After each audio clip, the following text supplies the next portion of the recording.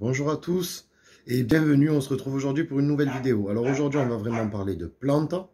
Pour le coup on va parler d'une plante qu'on voit là, de l'aloe, aloe vera surtout. Mais je vais quand même vous présenter avant tout deux petites espèces d'aloe qu'on trouve également facilement, qui eux pour le coup sont des cultivars, des variétés à part. Il existe quand même 300 espèces d'aloe, la plus connue étant l'aloe vera, en raison de tous les bienfaits qu'elle peut procurer au corps, etc.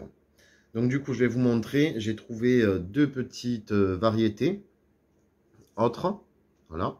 Donc là, on est aussi sur des aloe, mais pour le coup, on n'est pas sur de l'aloe vera. On va être sur de l'aloe aristata pour celle-ci, et celle-ci, ils appellent ça de l'aloe à crête, je crois. Mais là, je suis pas sûr. Donc, si jamais quelqu'un connaît, voilà. Alors après, il y a aussi des aortias. Donc, du coup, celui-là, j'hésite quand même. Je sais pas trop.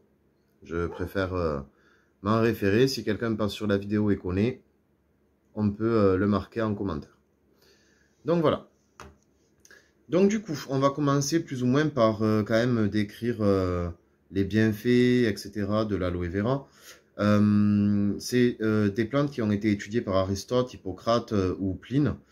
Mais ces bienfaits sont quand même multiples, on en découvre encore plus ou moins tous les jours. Entre autres, ça améliore la coagulation du sang, ça apaise les ulcères, ça peut soigner les blessures, donc bienfaits au niveau, comment dire, au niveau cicatrisant. Ça possède une action antioxydante.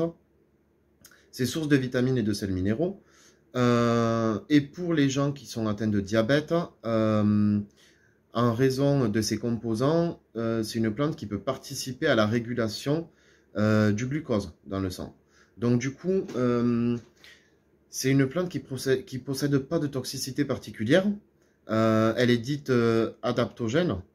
Donc du coup, elle peut se consommer de plusieurs façons. Maintenant, et je le dis clairement, il faut se référer quand même à un naturopathe, à un médecin ou quelque chose, ou alors du moins bien connaître la plante et bien savoir la préparer. Quelqu'un m'a dit aussi que on pouvait l'utiliser en suppositoire quand on a des hémorroïdes.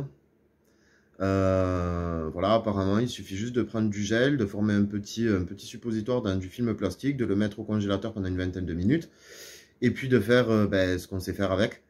Et apparemment, ça calmerait vraiment très très bien les hémorroïdes aussi.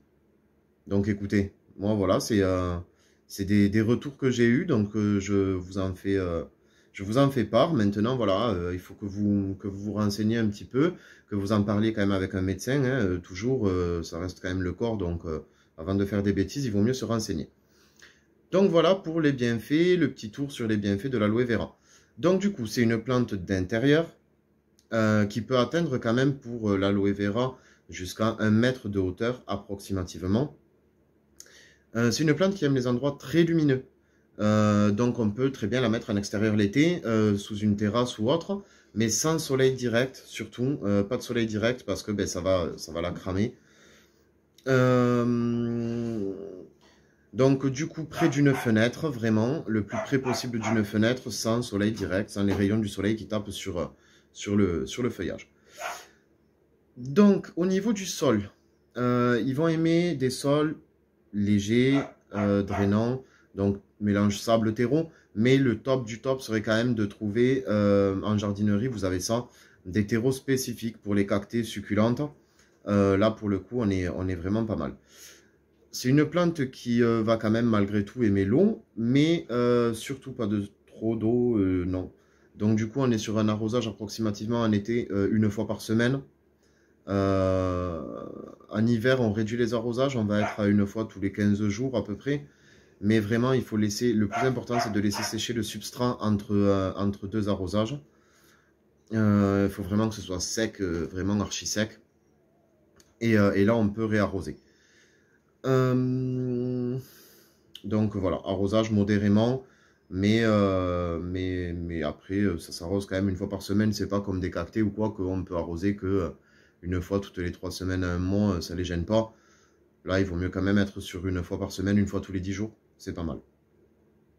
Avec une eau non calcaire, donc forcément, si vous la prenez du robinet, la laissez reposer dans une bouteille pendant 24 à 48 heures, histoire d'enlever un petit peu tous les composants chimiques, etc., qu'il peut y avoir à l'intérieur. Ou de l'eau de pluie. L'eau de pluie, ça peut être vraiment un bon compromis. En plus de ça, l'eau de pluie, c'est quand même une eau qui est naturellement adaptée, hein, forcément. Bon, et voilà. Les rempotages. Pour les rempotages, on va rempoter les aloe vera. On va les rempoter qu'une fois tous les 2 à 3 ans. Donc là, vous voyez, on est sur des pots de 14. Ça suffit amplement. On le rempotera que d'ici 2 ans. En général, vous les trouvez en pot de 14 ou de 21 pour des sujets un petit peu plus volumineux, un petit peu plus gros déjà. Donc, tous les 2 à 3 ans en rempotage, c'est bien.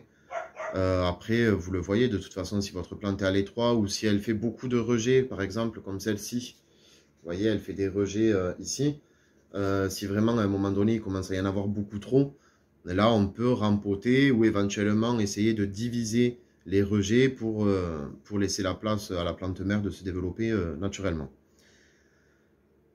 Pour la récolte de l'aloe vera, donc du coup pour pouvoir l'utiliser soit pour la peau, pour s'en faire des masques, pour toute autre chose, il faut attendre quand même que la plante ait une taille assez conséquente, donc on va attendre qu'elle ait au moins 2 ans, on va dire, 1 an et demi, 2 ans,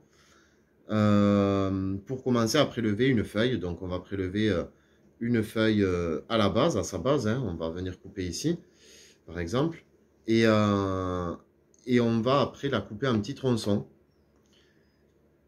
Et ces petits tronçons-là, on va les vider de leur jus, enfin de leur gel. On va l'extraire, quoi, tout simplement. Et après, pour le coup, suivant l'utilisation que vous voulez en faire, vous l'utilisez à votre convenance.